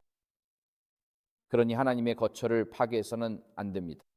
하나님은 하나님의 거처를 파괴하려는 자들에게 심판을 내리실 것입니다. 그것은 외부의 박해일 수도 있지만 교회 내부의 거짓 선지자나 분열 운동일 수도 있습니다. 고마워요, 자매님. 자, 이제 좀 서둘러야겠네요. 그렇죠? 45분이라니. 네, 시계는 거짓말을 안 하죠. 이제 진행하라는 신호를 받았네. 고마워요, 자매님. 그러니까 이건 우리가 교회를 잘 보살펴야 한다는 경고입니다. 외부의 박해와 내부의 배교가 있을 수 있으며 하나님은 그 세력들에게 책임을 물으실 것입니다. 다음 슬라이드는 고린도전서 6장 19절에서 20절인데 여기서 바울은 여러분 개인에게 말하고 있습니다. 그는 말합니다. 너희 몸은 너희가 하나님께로부터 받은 바 너희 가운데 계신 성령의 전인 줄을 알지 못하느냐. 너희는 너희 자신의 것이 아니라 값으로 산 것이 되었으니 그런즉 너희 몸으로 하나님께 영광을 돌리라. 이 구절의 앞부분에서 바울은 여러분의 몸, 즉 신체의 일부인 은밀한 부위를 매춘과 같은 음행에 사용하는 것에 대해 말하고 있습니다. 따라서 바울은 여기서 주로 교회 내의 성적 순결에 대해 이야기하고 있는 것입니다. 그리고 그는 너희 몸이 성령의 거처임을 알지 못하느냐라고 묻습니다. 누군가와 육체적으로 결합할 때 여러분은 그들과 영적으로도 결합하게 됩니다. 그리스도와 사탄 사이에는 어떠한 합의도 있을 수 없습니다. 여러분의 몸이 성령의 거처라면, 그리스도인으로서 성령을 계속 모시고 싶다면 음행을 통해 타락한 영들과 여러분의 몸을 결합해서는 안 됩니다. 단순히 부도덕한 육체와의 결합이 아니라 음행 그 자체가 영적인 공유를 수반하기 때문입니다. 현대 사회에서 아마도 요즘 그리스도인들이 악령에 사로잡히는 가장 큰 원인은 포르노그래피일 것입니다. 그리고 아마도 두 번째로 흔한 원인은 어린 시절의 학대, 즉 타에 의해 겪게 된 일일 것입니다. 포르노를 보고 있다면 알지 못합니까? 여러분의 몸이 성령의 전임을 말입니다. 그리스도와 사탄 사이에는 결코 타협이 없습니다. 포르노와 함께 오는 타락한 영에게 마음을 내어주는 것입니다. 성령님은 그런 곳에 머물고 싶어 하지 않으십니다. 이 점을 진지하게 받아들이십시오. 이것은 단순한 신학 토론이 아닙니다. 목사로서 경험상 귀신 들림을 호소하는 많은 사람들을 상대해 본 결과 포르노 중독은 그리스도의 몸 안에서 큰 문제입니다. 그리고 하나님의 은혜로 여러분은 그것을 이겨낼 수 있습니다. 우리는 무력하지 않습니다. 하지만 온라인에서 그런 것들을 보거나 성적인 부도덕함에 빠져 있으면서 그 과정에서 자신의 몸을 악령의 영향력에 내맡기고 있다면 자신의 몸이 성령이 거하시는 성전이라고 주장할 수 없습니다. 따라서 몸을 성전으로, 교회를 성전으로 이해하는 그리스도인들은 성적인 부도덕에 빠져서는 안 됩니다. 우리의 몸은 이제 하나님의 영이 거하시는 곳이기 때문입니다. 우리의 몸을 육체적으로나 성적으로 더럽히거나 양심의 가책을 느끼는 무언가를 몸에 담는 것은 성령님께 죄를 짓는 일이 될 것입니다. 우리는 육체적 또는 성적 욕구의 충족을 위해 살지 않습니다. 우리는 하나님의 것이며 값을 치르고 사신 바 되었고 우리의 주님이자 구원자이신 예수 그리스도께 속해 있기 때문입니다. 우리는 우리를 사신 그분께 우리 삶의 모든 면에서 영광을 돌리기 위해 살아야 합니다. 우리 몸을 어떻게 대하는지를 포함해서 말이죠. 여러분의 가치는 지불된 가격으로 결정됩니다. 그리고 우리를 위해 지불된 가격은 하나님의 아들 피였습니다. 그래서 우리는 지구의 어떤 것보다 더 가치 있습니다. 서구 사회에서 우리는 모든 것의 비용은 알지만 그 어떤 것의 진정한 가치는 정말 모르고 우리는 모든 것의 가격을 매겨 놓았습니다. 하지만 우리는 인간의 삶과 경험에서 진정한 가치가 무엇인지에 대한 감각을 잃어버렸습니다. 우리는 하나님께 사드려졌으니 구원받은 죄인은 하나님만을 위해 살아야 합니다. 그분의 명령에 순종하고 방탕함을 멀리해야 합니다. 우리 몸을 어떻게 대할지는 몸의 주인이신 하나님께 맡겨야 하며 그분은 우리 하늘 아버지이십니다. 그분은 성령을 통해 우리에게 말씀하시며, 따라서 우리가 우리 몸을 대하는 방식은 성령께서 우리를 어떻게 인도하시고 이 몸의 성전을 어떻게 공경해야 하는지 깨닫게 하시는지에 따른 양심의 문제입니다. 그리고 어떤 분들은, 이건 여담입니다만, 저기서 제 시간을 체크하고 계신 자매님께 말씀드리자면, 그렇게 해주셔서 감사합니다. 자매님, 시간은 우주의 어디에 있느냐에 따라 다른 속도로 흐릅니다. 우리는 일반 상대성 이론을 통해 그것을 알고 있죠. 그래서 잠깐 말씀드리면, 여기 위의 시간은 자매님 시계보다 더 천천히 흐릅니다. 알려주셔서 감사합니다. 성경 사도행전 16장을 펴보세요. 16장 6절입니다. 화면에는 나오지 않습니다. 여러분의 몸이 성령의 성전임을 확신하고 여러분이 하나님의 소유임을 확신하며 여러분의 몸의 주인이신 하나님을 공경해야 함을 확신한다면, 이제 그렇다면 이 몸을 어떻게 대해야 하는가라고 물어야 합니다. 사도행전 16장 6절을 보면 바울의 제2차 선교 여행에 대해 이야기하고 있습니다. 성령이 아시아에서 말씀을 전하지 못하게 하심으로 그들이 부르기아와 갈라디아 땅으로 다녀가라고 되어 있죠. 자, 여러분은 왜 여기서 이 구절을 이야기하는지 궁금하실 겁니다. 제가 이걸 한번 여쭤보죠. 성경에 바울이 오늘날의 튀르키예 지역에서 설교해서는 안 된다라는 내용이 있습니다. 복음이 오늘날의 튀르키예로 전해지면 안 된다는 성경 구절이 있나요? 없습니다. 그렇죠. 여기서 일어난 일은 성령께서 바울에게 확신을 주셨다는 것입니다. 그리고 바울과 그의 여기 함께 있는 신라였던 것 같군요. 사도 바울은 바울과 신라에게 무언가를 해야 한다는 확신을 주는데, 그 주제는 성경 다른 어디에서도 다루지 않는 내용입니다. 이해가 되시나요? 네, 좋습니다. 지난 5년 동안 사람들은 백신 접종 의무화가 종교적 자유의 문제가 아니라고 말했습니다. 즉, 양심에 따른 성령의 확신을 따르는 능력이 아니라는 것이죠. 성경의 백신에 대한 언급이 없기 때문입니다. 하지만 이 구절에서 알 수 있는 것은 성령께서 성경이 일반적으로 침묵하는 영역에서도 확신을 주신다는 점입니다. 그렇다고 해서 그것이 성령의 덜 중요한 확신이라는 뜻은 아닙니다. 또한 성령의 확신을 실천할 의무가 없다는 뜻도 아닙니다. 그래서 결혼을 결정할 때 보통 기도를 하죠. 주님, 이 사람이 제 배우자로 맞습니까? 라고 물을 때 성경에는 누구와 결혼해야 하는지 나와 있지 않습니다. 사업에 투자할지 집을 살지 팔지 결정할 때나 암 치료를 받을지 말지 결정할 때도 기도를 합니다. 자신의 양심에 비추어 성령의 확신을 구하는 것이죠. 여러분의 구체적인 사례는 성경에 나오지 않지만 기도를 통해 성령께서 주시는 확신에 따라 행동하게 됩니다. 여기서 중요한 점은 여러분의 몸이 성령이 거하시는 것, 즉 성령의 전이라는 것입니다. 기도를 통해 성령의 확신을 얻는 것이죠. 그것은 양심의 문제입니다. 그것은 종교적 자유와 양심의 자유에 관한 문제입니다. 성령을 통해 주시는 감동에 따라 몸을 관리하고 몸의 주인이신 하늘 아버지를 공경하는 일 말입니다. 자, 이제 본문인 고린도후서로 돌아가 봅시다. 계속 진행하죠. 신부로서의 교회입니다. 형제님, 시간이 다 되어가니 다음으로 넘어가야 할 것 같네요. 신부로서의 교회입니다. 우리 모두 결혼식을 좋아하죠. 그렇죠? 네, 결혼식에 왜 신부 들러리가 있는지 아시나요? 네, 신부를 보호하기 위해서. 중세 시대에는 교회에 마녀가 있다고 믿었고 신부가 마녀의 저주를 받지 않도록 보호하고 싶어 했기 때문입니다. 그래서 6명의 여성이 모두 신부처럼 차려입고 입장했고 마녀는 누가 진짜 신부인지 알 수 없었죠.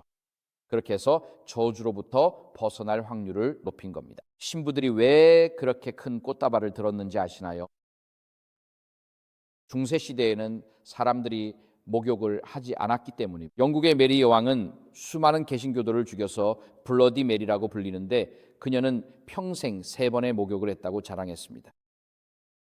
3번의 목욕입니다. 첫 번째는 태어났을 때, 두 번째는 결혼하던 날 아침, 세 번째는 죽은 뒤 시신을 안치할 때였죠. 그렇습니다. 중세 시대에는 채취가 문제였고 그 때문에 신부들은 싱싱한 꽃다발을 손에 들고 다녔습니다. 제단으로 향하는 그 짧은 순간만이라도 주변의 냄새를 없애기 위해서였죠. 하지만 우리가 살펴볼 첫 번째 구절은 호세아의 장식 구절입니다. 하나님께서 백성에게 말씀하시기를 내가 네게 장가들어 영원히 살되 공의와 정의와 은총과 긍휼히 여김으로 내게 장가들며라고 하십니다. 호세아는 타락한 백성들에게 말하고 있습니다. 예레미야는 배역한 자식들아 돌아오라 여호와의 말씀이니라. 나는 너희의 무엇이라고 합니까? 너희 남편임이라. 이처럼 하나님은 백성과 결혼하셨습니다. 가장 고통스러운 일 중 하나인 이혼을 겪으신 분들께 말씀드리자면 에스겔 3장에서 하나님은 내가 이혼 증서를 써주었다고 하십니다. 여기서 유다에게 말씀하시며 북쪽의 10지파를 이혼 증서와 함께 내쫓았다고 하셨죠. 즉 하나님께서도 직접 이혼을 겪으신 겁니다. 하나님은 신성한 이혼남이십니다. 그분은 말씀하십니다. 내가 이혼 증서를 써주고 북방의 10지파를 포로로 보내노라 하셨습니다. 그래서 말라기 3장 16절을 보면 하나님은 이혼을 미워한다고 말씀하십니다. 하나님은 이별의 아픔을 겪는 것이 어떤 것인지 잘 아십니다.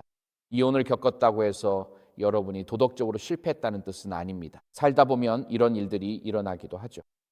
하나님도 이혼의 아픔을 겪으셨지만 그분은 백성에게 신실하셨던 반면 백성은 그렇지 않았습니다. 그래서 고린도후서 11장 12절에서 사도 바울은 이렇게 말합니다. 내가 하나님의 열심으로 너희를 위하여 열심을 내노니 내가 너희를 정결한 처녀로 한 남편인 그리스도께 드리려고 중매함이로다. 다음 예배 때는 열 처녀의 비유에 대해 살펴볼 예정입니다. 그리스도께서는 다시 오실 때 순결하고 신실한 신부를 찾으십니다. 순결하고 신실한 신부 말이. 그리고 에베소서 5장 25절에서 27절은 교회를 신부로 비유합니다.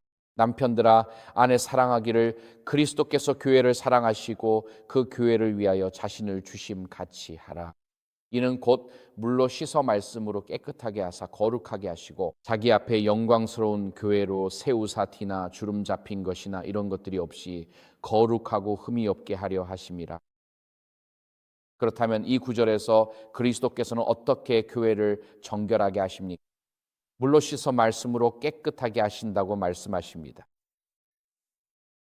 오늘 아침에 일어나서 조심스럽게 화장실로 걸어가 샤워를 했습니다.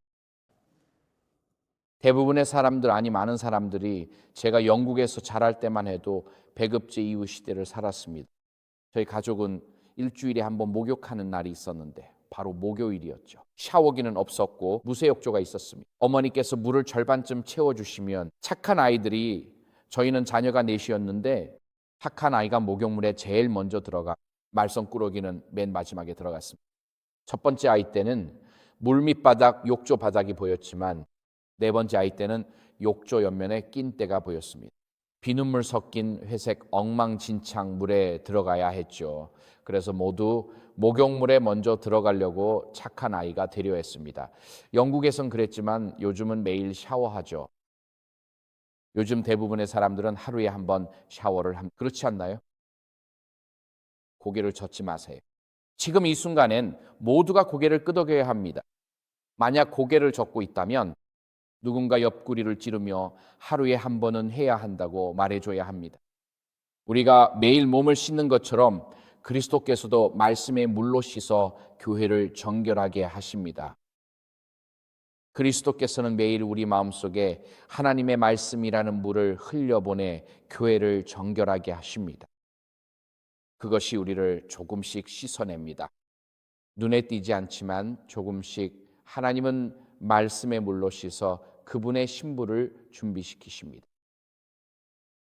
오늘 여러분이 하나님의 말씀이라는 물로 마음을 씻고 매일 하나님의 말씀을 마음속에 흘려보내시기를 권면합니다. 그리고 단 한 구절이라도 화평하게 하는 자는 복이 있나니 그들이 하나님의 아들이라 일컬음을 받을 것이며 라는 말씀을 하루 종일 묵상하며 여러분이 내리는 결정과 맺는 관계들을 그 말씀이 인도하게 하십시오. 그러니 아침에 샤워를 하고 남은 하루 동안 깨끗함을 느끼는 것처럼 단지 아침에만 잠깐 하는 일이 아닙니다. 그러니 그 하나님 말씀의 물을 여러분의 마음에 채우고 남은 하루 동안에도 그 말씀이 여러분을 인도하게 하십시오. 그리스도의 말씀 한마디라도 하루를 살아가는 동안 여러분을 인도하게 하십시오. 그것이 바로 그리스도께서 말씀의 물로 씻어 자신의 교회를 거룩하게 하시는 방법입니다. 그리스도의 몸으로서 교회는 순결을 유지하며 유일한 남편이신 예수 그리스도께 충실해야 합니다. 그것은 교회가 다른 구원자들을 쫓아갈 수 없음을 의미합니다.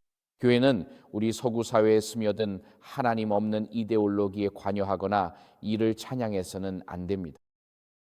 유대인들이 빌라도에게 가이사 외에는 우리에게 왕이 없다고 말한 것은 메시아에 대한 희망을 포기한다는 의미였습니다. 요한복음 19장 15절에서 그들이 이렇게 말했을 때 이는 구약에서 주 외에 다른 주들이 우리를 다스렸으나 오직 주만이 우리의 왕이십니다 라는 말씀을 뒤집은 것이었습니다. 유대인들은 이 말을 빌라도 앞에서 사용한 것입니다.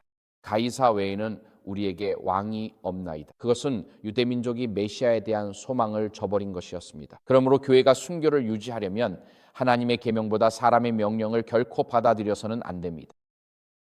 교회가 순교를 유지하려면 교회 산하 대학들에서 이데올로기를 수용해서는 안 됩니다. 지옥의 구덩이에서 나와 우리 청년들을 지옥의 구덩이로 인도하는 것들 말입니다. 교회가 순교를 유지하려면 모든 세대에 걸쳐 사탄의 공격으로부터 자신과 자녀들을 지켜내야 합니다. 교회가 남편에게 진실하려면 대대로 충실히 전해 내려온 믿음을 지키기 위해 싸워야 합니다. 따라서 모든 세대에는 교회를 우리에게 전해진 믿음으로 되돌려 놓기 위해 일어설 파수꾼이 필요합니다. 화이트 부인은 이렇게 표현했습니다. 그녀는 그리스도께서 사람들의 마음속에 자기 자신을 재현하고자 하신다고 말합니다.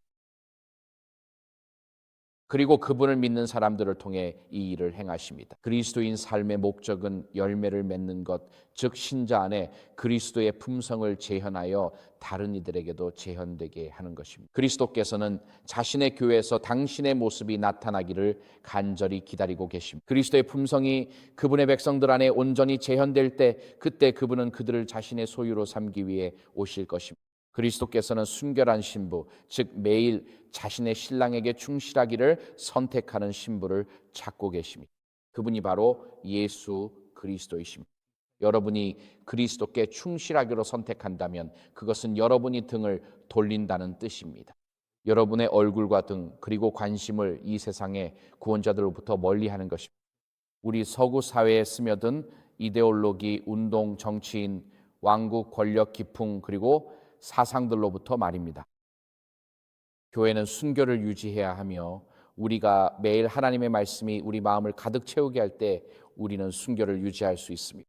하나님의 말씀이 여러분의 생각을 형성하게 하십시오. 안식일에만 성경을 읽는 재림교인이 아니라 매일 말씀을 읽는 재림교인이 되십시오. 하나님의 말씀이 매일 여러분을 변화시키게 하십시오.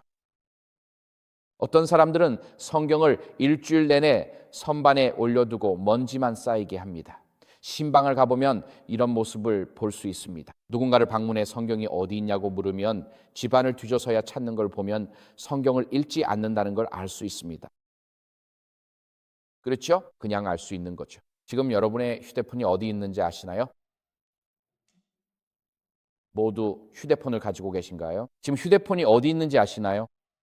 좋습니다. 모든 그리스도인은 항상 자신의 성경이 어디 있는지 알아야 합니다. 방문했을 때 성경이 어디 있는지 모른다면 그것은 그들이 매일 말씀의 물로 씻어내는 과정을 거치지 않고 있다는 것을 말해줍니다. 우리가 그리스도를 닮아가고 예수님께서 다시 오실 때 신랑을 위한 정결하고 순결한 신부가 되려면 하나님의 말씀이라는 물이 매일 우리의 마음속에 흐르도록 해야 합니다. 그리스도께서는 자신의 성품이 자신의 백성들에게서 재현되기를 원하십니다. 그것은 저와 여러분 모두를 의미합니다. 그것은 아침에 일어나서 주님, 오늘 밤에는 아침에 일어났던 저와는 다른 사람이 되고 싶습니다 라고 말하는 것을 의미합니다. 저를 변화시켜 주시길 원합니다. 보이는 게 전부가 아닙니다. 저는 이 움직이지 않는 화강암 덩어리가 아닙니다. 주님, 저를 빚어주셔야 합니다. 노예 상인이었던 뉴턴은 노년에 이렇게 썼습니다. 나는 내가 되고 싶은 사람은 아니지만 하나님의 은혜로 과거의 나도 아니다. 그는 자신의 삶을 통한 성령의 거룩하게 하시는 영향력과 변화를 인식했습니다. 그리스도인은 성령과 협력하여 영적으로 성숙해지고 하나님께서 육신의 일을 씻어내시고 성령의 열매를 맺게 하시는 사람입니다. 그래서 오늘 마지막 구절 중 하나인 요한계시록 19장 7절에서 8절은 이렇게 말합니다. 우리가 즐거워하고 크게 기뻐하며 그에게 영광을 돌리세 어린 양의 혼인 기약이 이르렀고 그의 아내가 자신을 준비하였으므로 그에게 빛나고 깨끗한 세마포옷을 입게 하셨으니 이 세마포옷은 성도들의 옳은 행실이로다 하더라. 그리스도께서는 자신의 교회를 정결하게 하시며 우리는 죄를 버림으로써 신랑과 협력해야 합니다. 매일 성령의 침례를 간구함으로써 우리의 성품에 성령의 열매가 나타나기를 간구함으로써 그리고 우리를 괴롭히는 죄들에 대해 승리하게 해달라고 하나님께 간구하고 희생적인 사랑으로 서로를 섬김으로써 말입니다. 그리스도인이 된다는 것은 하나님과 함께하는 모험입니다. 복음의 가장 큰 광고는 설교가 아니라 변화된 삶이기 때문입니다. 누군가는 악당에서 살아있는 성인으로 변했습니다. 기독교 역사에서 가장 중요한 인물 중 한 명은 가톨릭에서 성 어거스틴이라고 부르는 아우구스티누스였습니다. 하지만 그가 성 어거스틴이 되기 전에는 로마에서 30살의 술꾼이자 바람둥이 그리고 한량이었다고 합니다. 정말 그랬습니다. 그는 어느 날 아침에 일어났습니다. 그의 간증인 성 아우구스티누스의 고백록을 읽어보면 그는 로마에서 숙취와 함께 어느 날 아침에 일어났습니다. 그에게는 기도하는 어머니가 있었고 그녀는 아들을 위해 기도를 멈추지 않았습니다. 그리고 그는 자신이 성경을 집어들었던 사실에 대해 썼습니다. 거기에 성경이 있었고 그는 자신에게 읽으라고 말하는 목소리를 들었습니다. 그리고 그는 성경을 펴고 성경은 로마서 13장 펼쳐졌고 거기 이렇게 적혀 있었습니다. 또한 너희가 이 시기를 알거니와 자다가 깰 때가 벌써 되었으니 그는 깨어나고 있었습니다. 이는 이제 우리의 구원이 처음 믿을 때보다 가까웠습니다.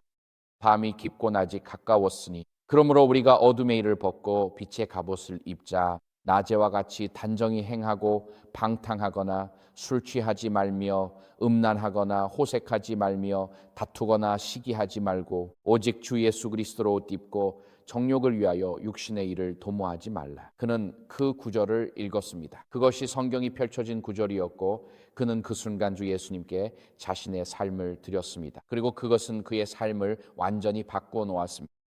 복음의 진리에 대한 가장 큰 광고는 신학이 얼마나 화려한지 노래가 얼마나 아름다운지가 아니라 하나님께서 여러분의 삶에 일으키신 변화입니다.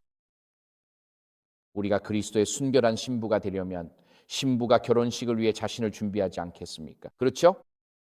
머리를 하고 제모를 하고 염색을 하고 화장을 하죠. 우리는 그걸 러시아 플라즈마라고 부르기도 하지만 얼굴에 화장을 하고 예쁜 드레스를 입고 친구들과 처녀 파티를 하러 나가기도 합니다.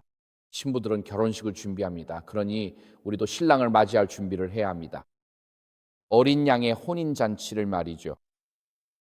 신부가 결혼식에 진심인 것처럼 우리도 우리의 결혼식에 진심이어야 합니다. 우리는 교회가 성전이고 교회는 몸이며 교회는 신부라는 것을 보았습니다. 이제 결론으로 넘어가 보겠습니다. 에베소서 4장은 이렇게 말합니다. 주 안에서 갇힌 나바울이 에베소서 4장 4절에서 6절입니다. 너희가 부르심을 받은 일에 합당하게 행하여 모든 겸손과 온유로 하고 오래 참음으로 사랑 가운데서 서로 용납하고 평안에 매는 줄로 성령이 하나 되게 하신 것을 힘써 지키라. 몸이 몇 개입니까? 하나. 몸이요? 하나의 성령이시니 이와 같이 너희가 부르심에 한 소망 안에서 부르심을 받았느니라.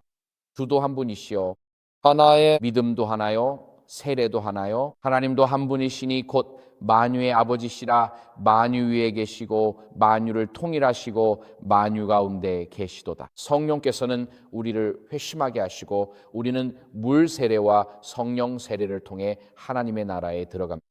그리스도의 몸된 지체로서 오늘 여러분께 도전합니다. 육신의 일에서 돌아서는데 성령님과 협력하십시오. 그리고 말씀에 물로 씻어 매일 여러분을 변화시켜 주시고 성령 세례를 경험하게 해달라고 그분께 간구하십시오. 여러분이 하나님의 성전에서 산돌이 되어 각자의 몫을 감당하고 여러분의 몸이 성령의 전이 되며 예수 그리스도의 재림을 기다리는 더욱 순결한 그리스도의 신부가 되고 또한 그리스도의 몸에 활기차고 건강한 지체가 되기를 바랍니다. 그렇습니다. 교회는 몸이며 성전이고 신부입니다. 이 세 가지 가르침에는 오늘 여기 있는 우리 모두에게 적용되는 무언가가 있습니다. 교회에 대한 저의 경험은 이렇습니다. 제가 그리스도께 가까이 다가갈수록 그리스도께 가까이 가는 다른 사람들과도 더 가까워집니다. 그리스도께서 여기 계시고 제가 그분께 다가가고 여러분도 그분께 다가가고 있다면 우리 모두 그리스도께 가까워질수록 서로에게도 가까워진다는 뜻입니다. 그리고 제가 그리스도께 가까워질수록 형제 자매들과도 가까워집니다. 팬데믹 기간에 누구를 믿어야 하는지 알게 됐습니다. 만약 기생충 문제가 심각했다면 아이버맥틴 같은 것을 부탁할 수 있는 믿을 만한 사람이 누구인지 알아야 했죠. 아이버맥틴이 필요했다면 누구를 믿고 부탁해야 할지 알아야 했습니다. 만약 새벽 2시에 누군가 문을 두드리며 저희 어머니가 코로나로 돌아가시려는데 아이버맥틴 좀 있나요? 라고 묻는다면요. 그럼 아이버맥틴을 건네주시겠습니까? 이 사람을 믿을 수 있는지 알아야 합니다. 기생충이랑 코로나 둘 다 심하게 걸렸을 수도 있죠. 누가 알겠어요? 한 번은 아이버맥틴을 많이 가져와서 오헤어 공항 직원이 왜 맞냐고 물었어요. 모잠비크에서 온 거예요. 제가 기생충이 아주 심하다고 말했습니다. 팬데믹 때 일이었죠. 기생충이 아주 심한 경우였죠. 하지만 요점은 이겁니다. 우리가 그리스도께 더 가까이 갈수록 서로에게도 더 가까워진다는 것입니다. 우리가 그리스도를 사랑할 때 그 사랑은 우리 형제 자매들에 대한 사랑으로 넘쳐 흐르게 됩니다. 오늘날 우리 세상은 가능한 모든 선을 따라 나뉘어 있습니다. 인종, 성별, 경제, 정치, 그리고 세대 간의 선으로 나뉘어 있죠. X세대니 밀레니얼이니 Z세대니 하면서 말이죠. 우리는 그저 모든 인류를 조각조각 나누는 것을 좋아합니다. 하지만 그리스도의 몸 안에서는 그 반대입니다. 그리스도께 더 가까이 갈수록 그런 분열은 노가 없어져야 우리는 그리스도 안에서 한 몸이 되어야 나이, 성별, 교육 수준, 출신지, 피부색, 국적 같은 것은 중요하지 않습니다. 하나님 나라에서는 그런 것들이 무의미합니다. 그리스도의 성품이 그분의 백성들 사이에 나타나야 하며 우리가 서로 사랑함으로써 모든 사람이 우리가 그분의 제자임을 알게 될 것입니다. 그래서 실제로 이것이 교회에 대한 저의 간증입니다. 제가 외로울 때 교회는 친구들을 만나는 곳입니다. 제가 낙심할 때 교회에서 힘을 얻습니다. 제가 박해를 받을 때 교회는 저의 피난처입니다. 제가 우울할 때 교회는 저의 안식처가 되어줍니다. 제가 험난한 파도를 헤치며 항해할 때 무엇을 해야 할지 모를 때 우리 교회의 형제 자매들은 저를 바로잡아주는 키가 되어줍니다. 제가 죄를 지을 때 우리 교회는 구원의 손길을 내밉니다. 제가 슬픔에 잠겨 있을 때 그들은 위로와 연대의 원천이 됩니다. 제가 기쁨으로 가득 찰 때 그들은 제 기쁨을 함께 나눕니다. 제가 병원에 입원하면 그들은 병문안 옵니다. 집이 없을 때 그들은 안식처가 돼. 제가 공경에 처했을 때 우리 교회는 저의 생명줄입니다. 세상 어디에 있든 우리 교회는 항상 저를 위해 있고 저도 그들을 위해 있습니다. 교회는 큰 축복입니다. 그것은 이 땅에 있는 그리스도의 몸입니다. 마태복음 16장 18절 우리의 마지막 구절은 이렇게 말합니다. 또 내가 내게 이르노니 너는 베드로라. 내가 이 반석 위에 내 교회를 세우리니 음부의 권세가 이기지 못하리라. 즉 사탄이 이 교회를 공격하기 위해 무엇을 하든 사탄이 여러분의 교회를 공격하기 위해 무엇을 하든 지옥의 문은 그것을 이기지 못할 것입니다. 왜냐하면 그것은 그리스도의 몸이기 때문입니다. 그것은 성령의 전입니다. 그것은 그리스도의 신부이며 하나님은 자신의 사람들을 위해 싸우십니다. 그래서 제가 경험한 교회는 그리스도의 몸 없이는 삶을 생각할 수 없다는 것입니다. 그것은 저에게 모든 것입니다. 제 삶의 모든 축복은 그리스도의 몸을 통해 옵니다. 아멘. 오늘 저는 여러분이 하나님의 축복이 여러분을 통해 지역 회중의 주변 사람들에게 전달되어 그들이 삶 속에서 하나님의 축복을 경험할 수 있도록 하고 또한 여러분에게 봉사하는 사람들에게도 마음을 열 것을 도전하고 싶습니다. 그리스도인으로서 우리는 다른 사람들에게 봉사하는 것을 좋아하지만 다른 사람들이 우리에게 봉사하는 것은 좋아하지 않습니다. 왜냐하면 그것은 취약함을 드러내는 일이기 때문입니다. 하지만 다른 사람들의 봉사를 기꺼이 받으십시오. 그럴 때 우리는 성장하고 번영하며 모든 제자들이 알게 될 것이고 모든 사람이 너희가 내 제자인 줄 알리라고 예수님은 말씀하셨어요. 그것은 교리의 정확성 때문도 아니고 건물의 화려함 때문도 아닙니다. 여러분이 연합회나 합회 조직을 가지고 있기 때문이 아니라 내 이름을 부르는 자들 사이에 자기 희생적인 사랑이 있기 때문입니다. 그러므로 예수님의 사랑이 여러분의 가정과 결혼 생활 그리고 지역 교회에서 나타나게 하십시오. 분열된 세상에서 오늘날 사람들이 원하는 것은 평화와 수용 그리고 사랑을 찾을 수 있는 곳입니다. 그리고 저의 기도는 우리 교회들이 진정으로 성령의 전이 되는 것입니다. 그들은 그리스도의 몸이 될 것이며 매주 시간이 흐를수록 더욱더 순결해질 것입니다. 신랑의 오심을 기다리는 그리스도의 신부로서 말입니다. 그리스도의 교회가 부름받은 그대로 살아가고 공경하며 그 모습이 됩시다. 아멘. 이제 고개를 숙여 함께 기도하시겠습니다. 하늘에 계신 아버지, 성경을 통한 이 가르침들과 교회가 나아가야 할 모습들에 대해 감사드립니다. 아버지, 저희가 부족할 때가 있음을 고백합니다. 당신께서 부르시는 그 모습에 미치지 못할 때가 있습니다. 하지만 오늘 아버지, 여기 미시간주 그레일링에 모인 저희와 전 세계에서 온라인으로 시청 중인 분들을 위해 오늘 아버지 저희는 주님의 은혜로 저희가 새롭게 시작할 수 있기를 간구합니다. 주님의 은혜로 저희가 새로운 장을 쓰고 성령께서 저희를 위해 그 새로운 장을 써주시기를 기도합니다. 저희의 가정과 결혼 생활, 지역 교회가 그리스도께서 당신의 교회를 위해 원하시는 모든 것이 되게 하소서. 그리고 아버지, 저희가 서로 사랑함으로 세상이 저희가 주님의 제자임을 알게 되기를 간절히 기도합니다. 그러니 아버지, 저희 안에서 저희를 통해 저희를 위해 이 기적을 행하여 주시옵소서. 예수님의 이름으로 기도합니다. 아멘.